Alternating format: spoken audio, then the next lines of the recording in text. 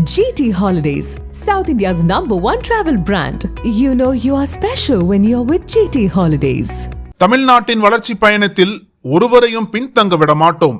வெல்வோம் ஒன்றாக. விஜய் 3 எழுத்து, வெற்றி 3 எழுத்து, விசிலும் 3 எழுத்து அப்படின்னு தாவேக்காவில் இன்னைக்கு விசில் போட்டுட்டு இருக்காங்க சோசியல் மீடியா முழுக்க. சிபிஐ 3 எழுத்தா? இவருமே யாரு புசியானதுமே நடு ரோட்ல இறங்கி விசில் போட்டுட்டு இருக்காரு. இப்படி விசில் சின்னம் திடீர்னு, அதாவது பொது சின்னமா அனைத்து தொகுதிகளுக்கும் ஒதுக்கப்பட்டதோட பின்னணி என்ன, திடீர்னு பாஜக எப்படி கிரீன் சிக்னல் கொடுக்குது விஜய்க்கு அப்படிங்கிறது குறித்து பேசுவோம். அதே மாதிரி பாஜகவில் முன்னாள் மாநில தலைவர் முற்றுமுழுதா ஒதுக்கப்பட்டு விட்டார், புறக்கணிக்கப்பட்டு விட்டாருங்கிற தகவலும் வந்துகிட்டே இருக்கு. ஏன்னா பிரதமர் வர விழா குழுவில் கூட ஒரு பேர் இல்லைங்கிறாங்க, அதாவது வரவேற்பு குழுன்னு அப்படி சொல்றேன். அதனால அந்த அரசியல் களம் மாறிட்டு இருக்கு. ஓபிஎஸ் நம்பி போடும் கதி என்ன, டிடிவி, இந்த மாதிரி விஷயங்கள் கொஞ்சம் விரிவா பேசிடலாம். Welcome to sensation.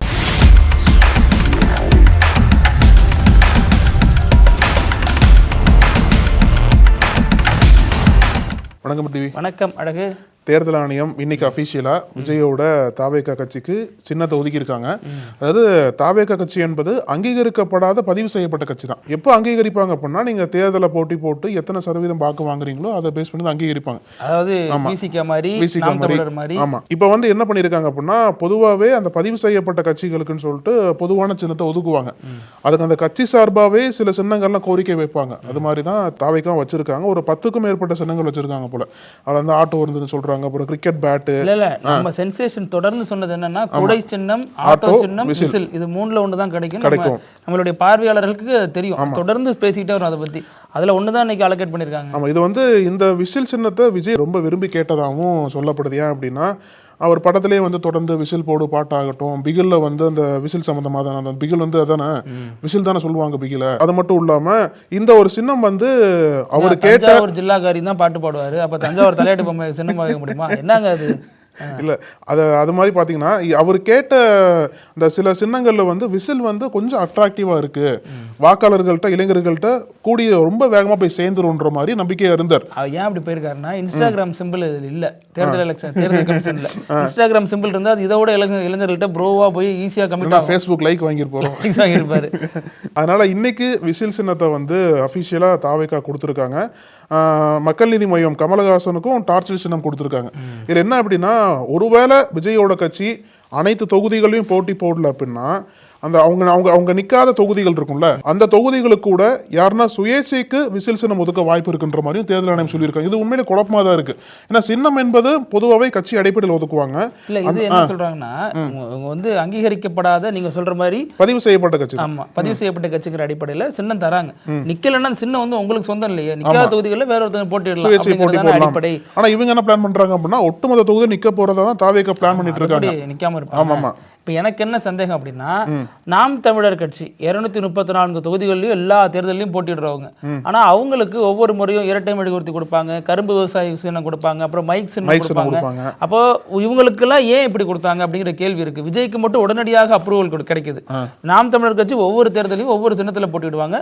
சீமான் பல முறை அவரு கண்டிச்சிருக்காரு, எல்லா ஆட்டத்தையும் எல்லாருக்கும் பிரச்சார சின்னம் கொடு அப்படின்லாம் பேசியிருக்காரு.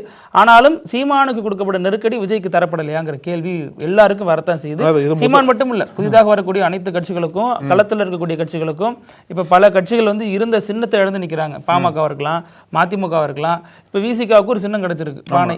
அது மாதிரி பல கட்சிகள் வந்து சின்னத்தை இழந்து நிக்கிறாங்க. அப்ப அவங்களுக்கு எல்லாம் பொது சின்னம் மாதிரி கொடுத்துருவீங்களா அப்படின்னா, அது கிரைட்டீரியா இருக்கு. இத்தனை % வாக்கு வாங்கியிருக்கணும், இத்தனை தொகுதியில எம்எல்ஏ இருக்கணும், அல்லது போட்டியிட்ட தொகுதியில் இத்தனை % எம்எல்ஏ இருக்கணும் அப்படிங்கிறதுலாம் இருக்கு. அப்ப விஜய்க்கு எப்படி கொடுத்தாங்க அப்படின்னா, அவங்க தேர்தல் ஆணையம் சொல்ற காரணம் என்னவா இருக்குன்னா, ஒரு கட்சி, பதிவு செய்யப்பட்ட கட்சி கடந்த 3 ஆண்டுகளுக்கான அதோட வரவு செலவு கணக்குங்கள்ட்ட காட்டணும், தணிக்கைக்கு இந்த மாதிரியான விவரங்களை கொஞ்சம் காட்டணும் எங்கள்கிட்ட. அது மட்டும் இல்லாமல் வேட்பாளரோட விவரங்கள், இந்த மாதிரியான ஒரு சில டீட்டெயில்ஸ் அவங்கள்ட்ட இருந்துச்சு அப்படின்னா அதன் அடிப்படையில் கொடுப்போம் அப்படின்னாங்க. இப்போ அதன் அடிப்படையில் தான் கொடுத்ததாக தேர்தல் ஆணையம் சொல்லுது. ஆனாலும் இதற்கு பின்னாடி அரசியல் இல்லையா அப்படின்னா, அந்த கேள்விக்கு பதில் என்னன்னா இருக்குங்கிறது தான் அர்த்தம். ஏன்னா விஜய்க்கு வந்து நீங்க சமீபத்தில் 2 நெருக்கடிகள்ங்கிறது மிகப்பெரிய அளவில் பேசப்பட்டுச்சா. ஒன்னு சிபிஐ கொடுத்த கரூர் வழக்கு சம்பந்தமான பிரச்சனை, இன்னொன்னு எனக்கு வந்து இடையூறு. இது ரெண்டுமே மக்கள் மத்தியில ஒரு ஆதரவு அலையை விஜய்க்கு உருவாக்குது. அவர் ரொம்ப கஷ்டப்படுறாரு, பாஜக அவருக்கு நெருக்கடியை தருது அப்படிங்கிற ஒரு எண்ணத்தை மக்கள் மத்தியில தரதாக லேட்டஸ்டா எடுக்கக்கூடிய ரிப்போர்ட்ஸ்ல எல்லாம் இருந்ததாக தகவல். அது பாஜகவுக்கு போய் சேர்ந்ததன் அடிப்படையில இது ஒரு காரணம். நான் சொல்றது பாஜகவுக்கு போய் சேர்ந்ததன் அடிப்படையில அதுக்கான ஆலோசனை ஒண்ணு போயிருக்கு. இது ஒரு காரணமா. இன்னொரு காரணம் என்ன அப்படின்னா, பாஜக தொடர்ந்து விஜய் கூட கூட்டணி தொடர்பாக பேசிக்கிட்டே இருக்கு. வெளியில பாக்குறப்ப பாஜக விஜயோட கூட்டணி போகாதுங்கிற ஒரு இமேஜ் இருக்கிற நேரத்துல தான் தொடர்ந்து அழுத்தமும் நெருக்கடியும் வந்துருங்கிற வற்புறுத்தலும் தாவேக்காவுக்கு கொடுக்கப்பட்டுட்டே இருக்கு. அது இன்னொரு விஷயம். இப்போ மூணாவது என்ன அப்படின்னா, விஜய் வந்து நம்ம கூட வராரு இல்ல தனிச்சு நிக்கிறாருங்கிறத தாண்டி இந்த சின்னம் கொடுத்துட்டோமா அப்படின்னா, தமிழ்நாடு முழுக்க ஒரே சின்னமா இருந்துச்சுன்னா திமுகவோட வாக்கு வங்கியில சேதாரத்தை ஏற்படுத்தலாம். இந்த ஒரு காரணமும் அதுல உடன்பட்டு இருக்கு. தாவேக்கா வந்து பாஜகவோட பேச்சுவார்த்தை தான் இருக்கு அப்படிங்கிறதுக்கு இப்போ ஒரு டீல் எட்டிட்டாங்கிறத அந்த சின்னம் கொடுத்தது நம்ம புரிஞ்சுக்க முடியும். ஏதோ ஒரு டீல், அதாவது நான் தனிச்சு நிக்கிறேன் அல்லது பாஜகவோட கூட்டணிக்கு வர்றேன். ஏன்னா செங்கோட்டை நேத்து பேசுறப்ப தாவேக்கா வந்து கூட்டணிக்கு வராது, அதாவது கூட்டணி கட்சிகள் தான் தாவேக்கா நோக்கி வரும், எந்த கட்சியிலையும் தாவேக்கா சேராது, விஜய் தனித்து நிற்பாருங்கிற மாதிரி ஸ்டேட்மெண்ட் சொல்லியிருக்காரு. அப்ப நம்ம இது எல்லாத்தையும் புள்ளி வச்சு கோலம் போட்டு பார்த்தோம்னா, பாஜக விஜய்க்கு கிரீன் சிக்னல் கொடுத்ததுக்கு பின்னாடியில இந்த 3 காரணங்கள் இருக்கு. அதுல விஜய் வந்து அவங்களோட கூட்டணி போகிறாரா தனித்து நிற்கிறாராங்கிறது ஒரு விஷயம். அதுதான் பிரதான விஷயமா பார்க்கப்படுது. விஜய் வந்து தனித்து நின்னார் அப்படின்னா அது வந்து திமுகவுக்கு தான் சாதகமா போகும். ஏன்னா தனித்து நின்னார்னா அவர் வந்து வாக்குகளை பிரிப்பார், அது வந்து திமுக சாதகமா போகும். ஒருவேளை பாஜகவோட கூட்டணிக்கு வச்சார் அப்படின்னா தான் திமுகவுக்கு சிக்கல் ஆரம்பிக்கும். ஏன்னா ஒட்டுமொத்தமா வந்துருவாங்க, திமுகவுக்கு சிக்கல் ஆரம்பிக்கும். இவருக்கு இன்னும் சிக்கல் முன்னாடியே தாவக ஆரம்பிச்சிடும். ஆமா. இதுல எனக்கு என்ன பயம் அப்படின்னா, அதுக்கு முன்னாடி எனக்கு டவுட் என்னன்னா, இந்த விசில் சின்னம் இருக்குல்ல, இது ஒன்லி ஃபார் நடிகர்கள் மட்டும் ரிசர்வ் பண்ணி வச்சுட்டாங்களோ?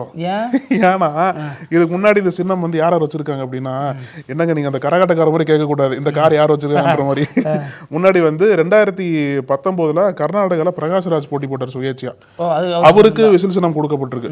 அப்ப 2021 மறைந்த நம்ம நடிகர் மயில்சாமி இருக்கார்ல, அவரு சுயேட்சையா போட்டி போட்டார், அவருக்கும் விசில் சின்னம் கொடுக்கப்பட்டிருக்கு. இப்ப மீண்டும் விஜய்க்கு வந்திருக்கு. இதுக்கு நடுவில் தமிழர் மணியர் மறந்துடக்கூடாது, அவரும் வந்து விசில் சின்னத்துல போட்டி போட்டு விசில் சின்னத்துல யாருமே ஜெயிக்கல, கொடுத்திருக்காங்க. இந்த நடிகர் கனெக்ஷனுக்காக நான் பாக்குறேன். அப்படி வராமா. இதுல விஜய்க்கு வந்து அந்த விங்கிற பேர்ல அப்படி ஒரு ஈர்ப்பு இருக்கு. அவர் வந்து முதல் மாநாடும் விழுப்புரம் விக்கிரவாண்டி வீசாலை தான் போட்டாரு. அவர் பேரு விஜய் இருக்கு, விக்டரின் இருக்கு, கட்சியில இருக்கிற பேரு வெற்றியும் இதுல பொருந்தும். அதனால இந்த விசில் சின்னம்ங்கிறது வி இருக்கு, அந்த சென்டிமெண்ட்டும் பொருந்தி வருது அப்படிங்கிறாங்க. நமக்கு தெரிஞ்சு விசில்னா டபிள்யூ தான் இருக்கும். இல்ல தமிழ்ல வீண் வச்சுக்கலாம்ல, தமிழ்ல அது பேர் விசில் இல்லையே. நான் சொல்ல வரப்ப நீங்க சொன்னீங்க, நான் கூட மறந்துட்டேன். இப்ப ரீகால் பண்ணி பார்த்தப்ப டக்குன்னு ஞாபகம் வந்துருச்சு. என்ன அப்படின்னா, எனக்கு விசில் சின்னம் கொடுத்ததை விட விசில் சின்னத்தை வச்சுட்டு களத்துல அவங்க பண்ண போற அலப்பறை நினைச்சாதான் பயமா இருக்கு. ஏன்னா சும்மா எடப்பாடி பழனிசாமி பக்கத்துல யாரும் விசில் ஊதாம இருக்கணும், ஆஹா வந்துருச்சு கூட்டணிக்கு ஒரு பெரிய கட்சின்றாரு. இப்ப பிரச்சாரத்துக்கு தலைவர்கள் எல்லாம் போவாங்க வரிசையா, போற இடம் ஃபுல்லா விசில் சத்தம் கேட்க போகுது. நார்மலாவே அந்த தலைவர்கள் கொண்டாடின பொண்ணு எல்லாம் விசில் அடிப்பாங்க. ஆமா, அதெல்லாமே வழக்கமா நடக்கும் இல்லையா? அந்த விசில் கூட விஜய்க்கு ஆதரவா மாறிடுமான்ற ஒரு சந்தேகம் இருக்கும். இப்ப சொல்லுவாங்க, இப்ப நீங்க ஒரு தலைவர் அதிமுகவோ திமுகவோ பாஜகவோ பிரச்சாரத்துக்கு போறாங்க அப்படின்னா அங்க நிச்சயமா விசில் சத்தம் கேட்கும், நீங்க அதை பார்க்க தான் போறீங்க. அப்போ அது எவ்வளவு பெரிய இடையூற பிரச்சார களத்தில் ஏற்படுத்தும் அப்படிங்கறது நம்ம இதுல பொருத்தி பார்க்கணும். கேக்குதா சத்தம் கேக்குதா அப்படின்னு போல. ஆமா, இந்த 20ஆம் தேதி நம்ம விஜய் வந்து இப்ப ஆலோசனை கூட்டம் போட போகிறார். மகாபலிபுரத்துல தான் போடுறாரு. அந்த கூட்டத்தில் விசில் அடிச்சுட்டு தான் வருவார்னு நினைக்கிறேன் அவரு. அதனால 25ஆம் தேதிக்கு அப்புறம் அவங்களும் தயாராயிட்டாங்க சுற்றுப்பயணத்துக்கு. ஆனா எனக்கு என்னன்னா, ஏற்கனவே எதிர்கட்சிகள் திமுக போன்ற கட்சிகள்லாம் விசில் அடிச்சா குஞ்சுகள்னு தாவேக்கா விமர்சிச்சுட்டு வராங்க. இப்ப அது ரொம்ப சரியா விசில் அடிக்க போறாங்க அவங்களும், இவங்களும் அந்த விமர்சனத்துக்கு உயிர் தர போறாங்க அப்படிங்கிற மாதிரி தான் இருக்கு. ஆமா, சோ தாவேக்காவினர் சுற்றுப்பயணம் ரெடி ஆயிட்டாங்கன்னு சொல்லணும். 25ஆம் தேதிக்கு அப்புறம் ஆதவர்ஜுனா செங்கோட்டையெல்லாம் வந்து அதை வந்து ஒவ்வொரு தொகுதிகளா மறுபடியும் வந்து சார்ட் பண்ணிருக்காங்க போல, மீண்டும் சுற்றுப்பயணம் பண்ணணும் அப்படின்ட்டு. அதனால அந்த சின்னம் கிடைச்ச அந்த அட்வான்டேஜோட அந்த ஒரு கான்ஃபிடன்ஸோட மீண்டும் வந்து கிரவுண்ட்ல இறங்க போறாங்கன்னு சொல்லலாம். அதே மாதிரி இன்னொரு பக்கம் பாத்தீங்கன்னு வச்சுக்கோங்களேன், ஒரு பக்கம் தாவேக்காவுக்கு ஒரு நம்பிக்கை கிடைச்சிருக்கு. அது விஜய் பேர்சனல் சென்டிமெண்ட். அது நீங்க சொன்னது போல விசாலை விசில் விஜய் எல்லாமே இப்ப கரெக்டாக வருது இல்லையா? அதுக்கப்புறம் இளைஞர்களை கவரக்கூடிய ஒரு சின்னமாவும் விசில் இருக்கு. அதனால அந்த ஒரு நம்பிக்கை இருந்தாலும் இன்னொரு பக்கம் இந்த பக்கம் விசில் சத்தம் கேக்குதுங்க, இந்த பக்கம் சங்க சத்தம் கேக்குதுன்ற மாதிரி காங்கிரஸ் பிரமுகர் ஒருத்தர் அவர் வந்து ஓப்பனா சொல்லிடலாம், அப்போ நான் காங்கிரஸ்ல கிடையாது, விஜய் பக்கம் வந்துட்டேன்னு சொல்லி ஓப்பனா சொல்லி ட்வீட் பண்ணா கூட பிரச்சனை இல்லை, காங்கிரஸ்ல இருக்கேன், ஆனா இருந்தாலும் தலைமை கட்டுப்படாம விஜய்க்கு ஆதரவா செயல்படுவான்னு சொல்லிட்டு பிரவீன் சக்கரவர்த்தி தான் வேற யாரு கட்டுப்பட்டு தாங்க இருக்காரு. கட்டுப்பட வந்து தலைமை தூக்கி இருக்கும்ல. செல்லப்பறந்தை வந்து பேசுறாரு, அங்க வந்து அழுகுறாரு, இங்க வந்து எங்களை வந்து இவ்வளவு இது பண்றாங்க பேசக்கூடாதுன்னு சொல்லிட்டாங்க.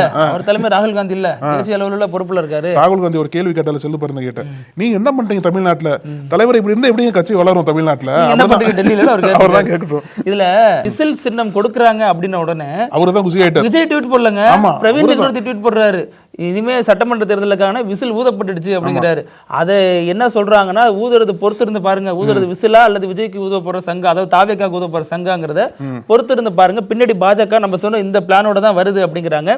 இன்னொரு என்ன அப்படின்னா, விஜயனுக்கு ஒரு ஆதரவு இந்த மாதிரி பிரச்சனை எல்லாம் தாண்டி பாஜகவுக்கு இருக்கக்கூடிய சிக்கல் அப்படின்னா, இந்த கூட்டணி தொடர்பாக பியூஷ் கோயல் வந்தார் இல்லையா, பியூஷ் கோயல் வந்தப்ப நம்ம நேற்று பேசியிருந்தோம், தேமுதிகவோட எந்த பேச்சுவார்த்தையும் நடத்தல, தேமுதிகவும் அதே மாதிரி எந்த பேச்சுவார்த்தையும் நடத்தல அப்படின்னு இருந்தோம். இதுக்கு பின்னாடி பாஜக நிறைய தலைவர்களை சந்திச்சு இன்னைக்கு பேசிட்டாங்க. Piyush Goyal, A C Shanmugam, Parivendhar, G K. வாசன் தனிச்சின்னத்தில் போட்டி போடுங்கிறாரு, ஜி.கே. வாசன், அப்புறம் தினகரன், அப்புறம் அன்புமணி, இவங்களாம் ஆல்ரெடி பார்த்தாச்சு. இப்போ இந்த கூட்டணி ஒரு முழு வடிவம் பெறுது அப்படிங்கிற மாதிரிலாம் ஒரு இமேஜ் உருவாக்குறாங்க இல்லையா. இதற்கு பின்னாடியில விஜய் நிச்சயமாக வரப்போகிறார் அப்படிங்கிறாங்க. அதனாலதான் தேமுதிகவோட பேச்சுவார்த்தை இன்னும் ஒரு பெரிய அளவுல ஹோப் கொடுத்து பேசல. விஜய் வரலன்னு தெரிஞ்சா தேமுதிகவோட இன்னும் ஃபோர்ஸா பேசிடுவாங்க, என்ன கேட்கறாங்களோ கொடுத்து செஞ்சிருப்பாங்க. அதனால தேமுதிக ஹோல்டுல வச்சிருக்காங்க. விஜயை பொறுத்த வரைக்கும் பெரிய ஊசலாட்டத்தில் இருக்காரு. நம்ம இவங்க கூட போலாமா, போனா நல்லா இருக்குமா அப்படிங்கிற மாதிரி டபுள் சிந்தனையில இருக்காரு. அதுவும் இல்லாம போறதை பத்தி எல்லாருக்குமே தெரியும், யாரு கேட்டாலும் சொல்லுவாங்க, கூட போயிட்டீங்கன்னா இந்த எலெக்ஷனோட முடிஞ்சிருங்கிறதா எல்லாருடைய புரிதல். அதுதான், அதாவது பாஜக விஜய பவன் கல்யாண் மாதிரி பாக்குறாங்கன்னு நினைக்கிறேன்.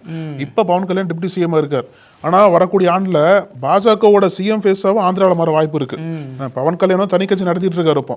ஆனா சொல்ல முடியாது, அங்க இப்ப இருக்கக்கூடிய சிஎம் வீழ்த்திட்டு கூட பாஜக பவன் கல்யாண சிஎம் ஃபேஸா ப்ரொஜெக்ட் பண்ணி பாஜக சார்பில் சிஎம் வரக்கூட வாய்ப்பு இருக்குன்ற மாதிரி பேசுறாங்க. அதே ஃபார்முலா தான் பாஜக விஜய் இடத்துல ஒர்க் அவுட் பண்ணிருக்காங்க. இப்ப நீங்க தனியா நின்று போட்டி போடுங்க, கூட்டணி வச்சுக்கோங்க, தனி கட்சியாவே கூட்டணிக்கு வாங்க. நீங்க வந்ததுக்கு அப்புறம் கொஞ்சம் வருஷங்கள் கழிச்சு அடுத்து வரக்கூடிய தேர்தலில் பாஜகவோட சிஎம் ஃபேஸா விஜயை ப்ரொமோட் பண்ணணும், அந்த வேலையை தான் பாஜக பாக்குறதா சொல்றாங்க. அது எப்படி களத்துல தமிழ்நாடு ஒர்க் அவுட் ஆக போகுது அப்படின்றத நான் பொறுத்து தான் பார்க்கணும். இப்ப நான் விட்ட இடத்துல இருந்து வர்றேன். இப்ப ஆல்ரெடி விஜய் வரணும் அப்படிங்கிறது பாஜகவுக்கு ஆசையா இருக்கு. விஜய்க்கு என்ன ஆசையா இருக்குன்னா, காங்கிரஸ் வரணுங்கிறது ஆசையா இருக்கு. காங்கிரஸ்க்கு என்ன ஆசையா இருக்குன்னா, திமுக வேண்டாங்கிறது ஆசையா இருக்கு. இப்படியே அந்த ஆசையோட இதை நீங்க சங்கிலி போட்டு பார்த்துட்டே போலாம். சோ விஜய்க்கு டபுள் மைண்ட் இருக்கு. இப்ப பாஜக அந்த அளவுக்கு நெருக்கடி கொடுக்குது, அழுத்தம் கொடுக்குது. அவங்கள்ட்ட என்ன பேசுறதுன்னு தெரியல, ஏதாச்சும் ஒரு டீல்ல கமிட் ஆகலான்னு பாக்குறாரு. தனித்து நிக்கிறேன், விட்டுருங்க, அல்லது கூட்டணி வச்சுக்கிறேன், பாத்துக்கலாம். இந்த ரெண்டு ஆப்ஷன் தான் அவருக்கு இருக்கு. ஆனா காங்கிரஸ் பொறுத்த வரைக்கும், காங்கிரஸ் வந்துட்டு அப்படின்னா விஜய்க்கு ஒரு பெனிஃபிட் ஆயிடும். விஜய்க்கு இந்த சிறுபான்மை வாக்குகள்ங்கிற நம்பப்படுற ஒரு சில வாக்குகள் கிடைக்கும் அப்படின்னு அவருக்கு ஒரு நம்பிக்கை இருக்கு. ஆனா காங்கிரஸ் என்ன ஆசிலேஷன்ல இருக்கு அப்படின்னா, விஜய் கூட போயிட்டோம் அப்படின்னா கண்டிப்பாக ஜெயிச்சிடலாம், ஜெயிச்சோம்னா துணை முதலமைச்சர் பதவி நமக்கு கிடைச்சிரும், அதுவும் இல்லாம நிறைய சீட்டு கொடுப்பாரு, இன்னும் 2 மினிஸ்ட்ரியில இடம் நமக்கு கிடைக்கும் அப்படின்னு ஒரு நம்பிக்கை காங்கிரஸ்க்கு இருக்கு, ராகுலுக்கு இருக்கு. அதான் அந்த குழப்பம். இல்லைன்னா ராகுல் நேரம் பிரவீன் சக்கரவர்த்தி ஆக்ஷன் எடுத்து தூக்கி வெளில போட்டிருப்பாரு, திருச்சி வேலுசாமி மீது நடவடிக்கை எடுத்திருப்பாரு, மாணிக்கம் தாக்கூர் மீது கடுமையான நடவடிக்கை பாய்ச்சிருப்பாரு. ஆனா எதுவுமே பண்ணல அப்படின்னா அதுக்கு பின்னாடி இந்த கணக்கு இருக்கு. அதனால ராகுல் காந்தி என்ன நினைக்கிறாருன்னா, இப்போ இந்த ஆஸ்திரேலியால இருக்காரு, விஜய் கூட போனா ஜெயிக்கிறதுக்கான வாய்ப்புகள் இருக்கு, நம்ம போயிட்டோம்னா கண்டிப்பா ஜெயிச்சலாம்னு அவர் நம்புறாரு.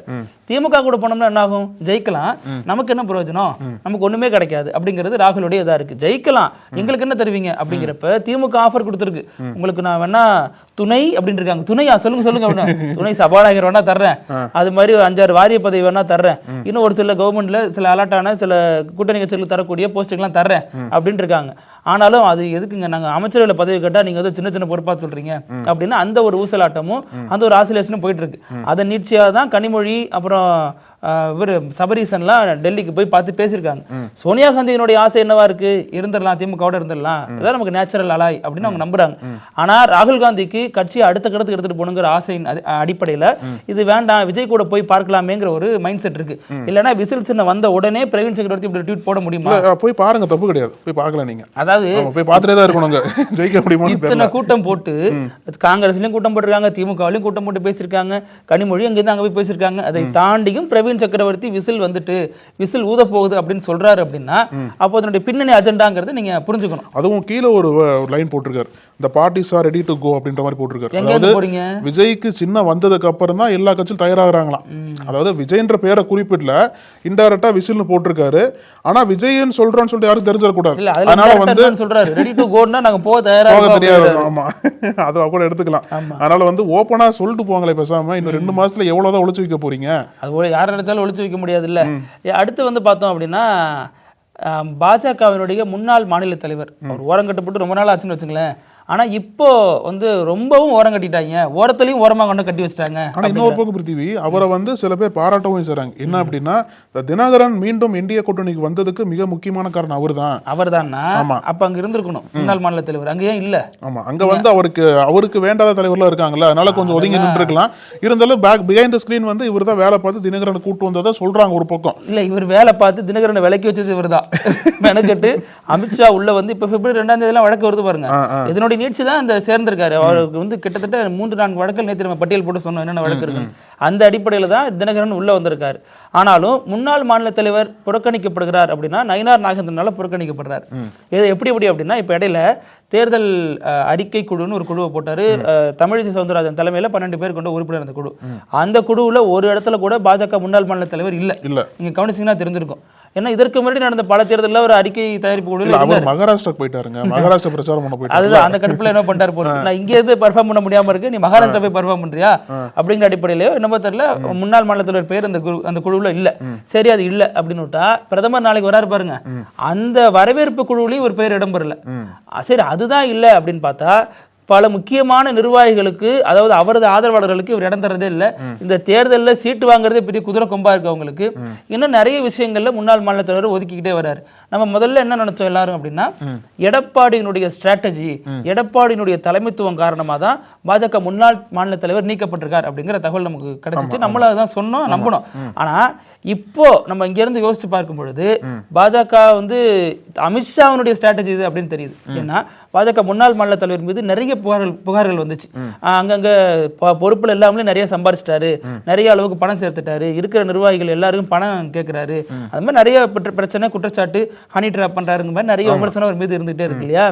இந்த விமர்சனத்துக்கு பின்னாடி தான் அவர் மீது இந்த நடவடிக்கை எடுத்திருக்காங்க. அதற்கு பாஜக டூலா எடப்பாடி பயன்படுத்திட்டாங்க அப்படிங்கிறாங்க. இதை நம்ம எப்படி கிராஸ் செக் பண்ணி பார்க்கலாம் அப்படின்னா, இப்ப எடப்பாடியினுடைய ஆளுமையினால இவர் நீக்கப்பட்டார் அப்படின்னு வச்சுப்போம். முன்னாள் மாநில நீக்கப்பட்டு நயினார் கொண்டு வராரு. அதற்கு பின்னாடியில எடப்பாடி இருக்காரு. எடப்பாடி தான் அந்த பவர்ஃபுல்லான மேன் அப்படின்னு நம்ம நம்பணும். அப்படின்னு நம்பணும் அப்படின்னா டிடிவி தினகரன் வேண்டவே வேண்டான்னு சொன்னது எடப்பாடி தானே. இப்போ அவரை மீறி எப்படி கூட்டணிக்குள்ள கொண்டு வர முடியும்? அது எடப்பாடி கூட்டணிக்குள்ளே 420 சொன்னாரு, எனக்கு ஒத்தே வர மாட்டீங்க, இவர் வந்து நம்பிக்கை இல்லாத ஆளுங்கிற அளவுக்கு அவர் பேசினாரு, தூக்குமாட்டி சாவன் அவர் சொன்னாரு. இப்படிப்பட்ட நேரத்துல வரவே மாட்டேன்னாரு, முதலமைச்சர் வேட்பாளர் இருந்தா வரவே மாட்டேன் டிடிவி சொன்னார். அவருக்கு ஒரு வழக்கு இருக்கு, வந்துட்டாரு. இப்ப எடப்பாடி தானே ஆளுமையான தலைவர், இவர் தான் வரக்கூடாதுங்கிறாரு, அவர் தான் விலக்கியே வச்சிருக்காரு. எப்படி ஒரு அதான் சொல்றேன். அப்போ இதுல எடப்பாடியோட ரோலே ஒன்றும் கிடையாது போருக்கு. எல்லாமே சென்ட்ரல் மேல இருக்கிறவங்க பாத்துக்கிறது தான். அதை இவங்களுக்கு சாதகமா இவங்க ஒரு நெரேட்டிவ் செட் பண்ணி வச்சுக்கிறாங்கிறதா இந்த டிடிவி தினகரன் சேர்க்கைக்கு பிறகு நம்ம புரிஞ்சுக்க முடியுது. அப்போ ஓபிஎஸ் ஏன் வரல அப்படின்னா, ஓபிஎஸ்க்கு எல்லா ஆப்ஷனும் கொடுத்து பார்த்தாங்க. ஓபிஎஸ் ஒரு இடத்துலயும் தன்னை ப்ரூவ் பண்ணிக்க அவர் ரெடியா இல்ல, ப்ரூவ் பண்ணவும் இல்ல. ஒண்ணு தனி கட்சி தொடங்கி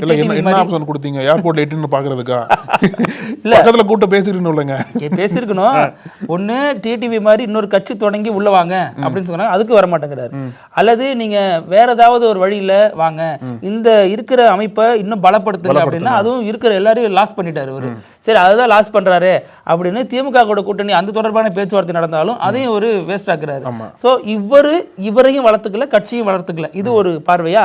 இன்னொரு பார்வை, வளர விடல அல்லது வளர்த்துக்கலன்னு வச்சுக்கலாம்.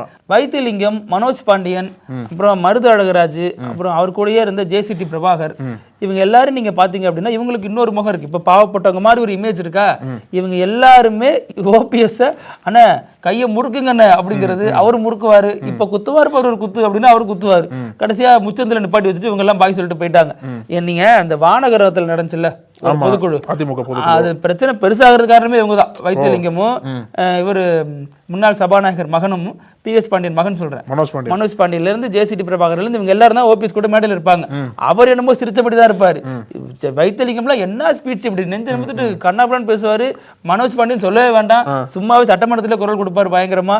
சோ இது எல்லாத்தையும் தான் இணைச்சு வச்சு பாக்கணுங்கிறாங்க. இதுல திமுக தான் அவங்களை பி டீமா வளர்த்துச்சு. உள்ள ஒரு சிச்சுவேஷன் வந்த பொழுது கரெக்டா அவங்களை பயன்படுத்தி உள்ள இருந்து தூக்கிட்டாங்க அப்படிங்கிறாங்க.